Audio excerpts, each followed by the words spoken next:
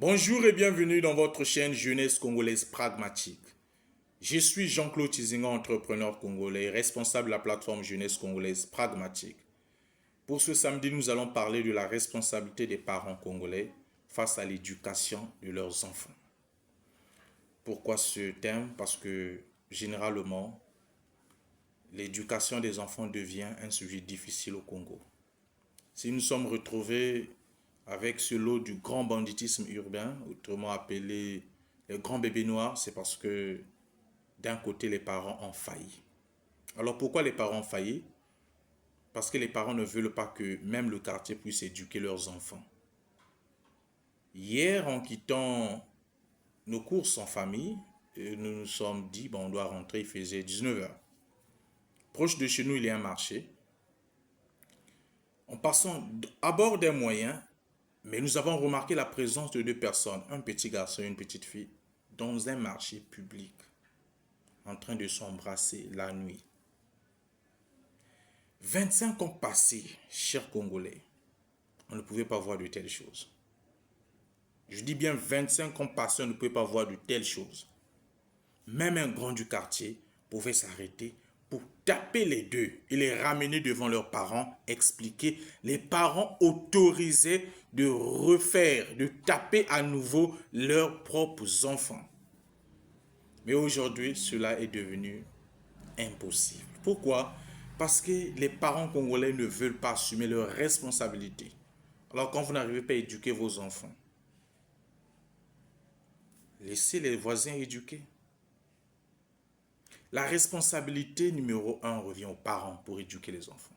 Si nous avons le grand banditisme urbain aujourd'hui, les bébés noirs, c'est parce que d'un côté, les parents ont failli. Comment un parent n'arrive pas à éduquer son enfant?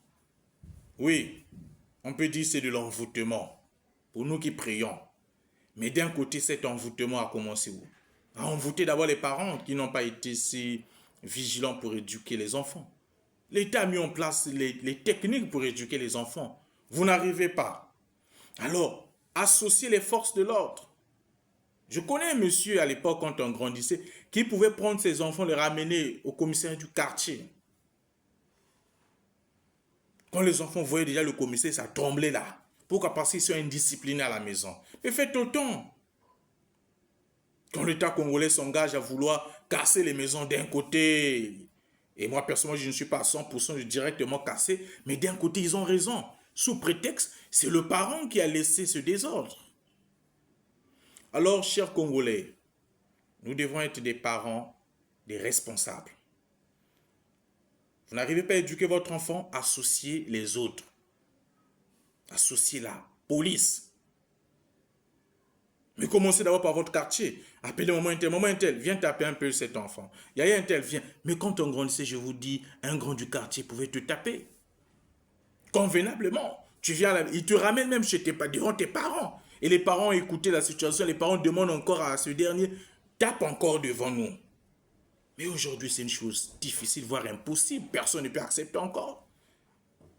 Le langage qui règne chez les parents, j'ai souffert pour avoir ces enfants, je ne tolérerai pas. Mais tu n'as pas été compétent pour éduquer tes enfants. Laisse un grand du quartier éduquer, un monsieur du quartier.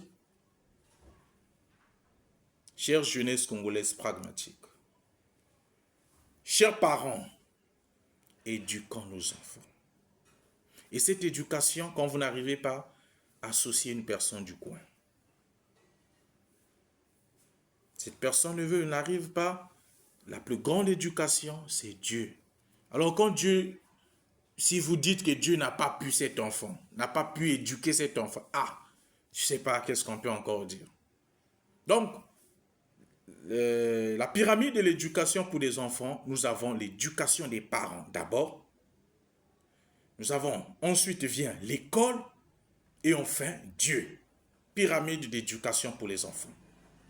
Étant enfant, l'enfant ne connaît pas Dieu. Vous l'éduquez sur les principes divins, tout en sachant que quand tu deviendras grand, il prendra conscience. Mais l'enfant subit une influence des parents d'abord.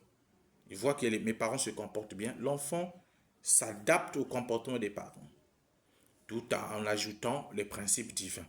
L'enfant va connaître l'école, sa maîtresse ou le maître au fur et à mesure, et quand il prendra conscience, s'engagera sur l'éducation divine. Alors, chère jeunesse congolaise pragmatique, chers parents, prenons conscience, rééduquons nos enfants. Si aujourd'hui nous avons ce grand banditisme des bébés noirs, ce grand banditisme urbain, c'est parce que d'un côté, nous avons failli, chers parents. Arrêtons d'abord de condamner l'État. Oui, l'État aussi dans sa responsabilité a failli. Mais nous aussi, nous avons failli.